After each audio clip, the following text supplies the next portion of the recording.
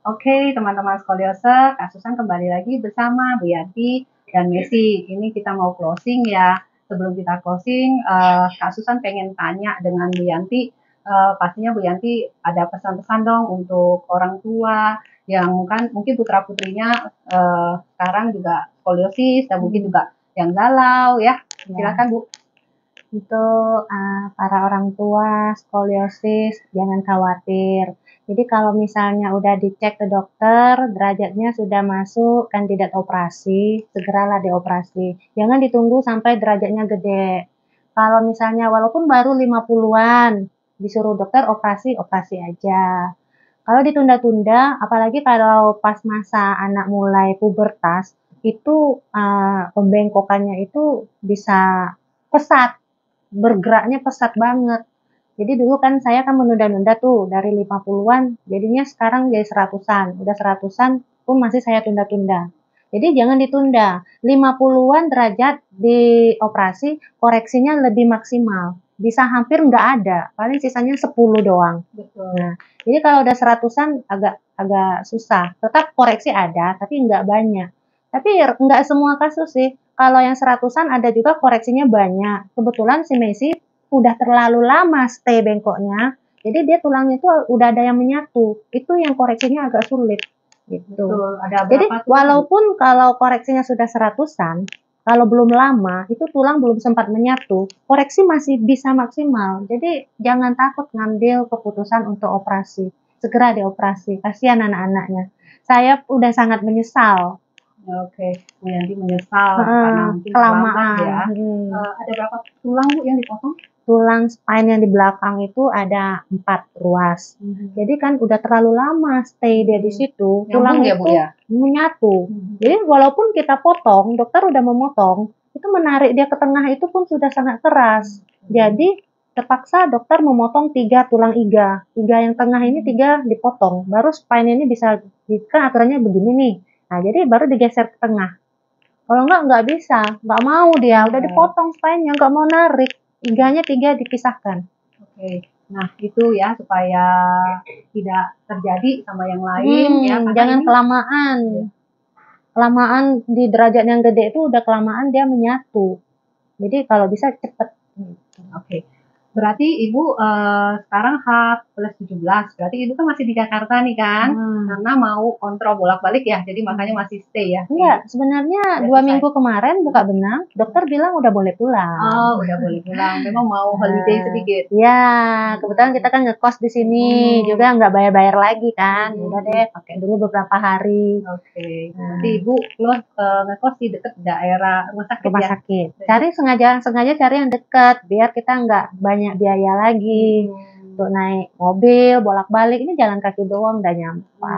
Ini kosnya cukup nyaman ya, Kak Susan di sini juga lihat di depan ada balkon ya, cukup nyaman, mungkin bisa jadi referensi buat yang lain nanti kalau ada yang mau tanya-tanya dengan Bu Yanti. Oke, Bu Yanti pasti ada pesan-pesan dari dokter Edi ya yang mengoperasi untuk pulang. Apakah masih ada yang exercise yang mesti dilakukan oleh Messi atau apa yang harus dilakukan oleh Messi atau kapan harus balik lagi ke rumah sakit? Pesan exercise kayaknya dokternya nggak ngomong ya. Dokternya yang ngomong fisioterapi. Oh, fisioterapi ya. Fisioterapi. Jadi ada yang harus Ada dilakukan. latihan ini untuk pernapasan karena Messi-nya kan sudah terlalu lama dan terlalu gede. Jadi nafasnya sudah pendek-pendek. Jadi udah habis operasi pun Messi ini untuk membuka paru-paru. Oke. Itu diminta untuk lakukan berapa hari sekali atau nggak tentu tiap hari, dalam 2 jam atau 3 jam sekali. Itu pun kalau Messi ingat. Kadang dia suka lupa.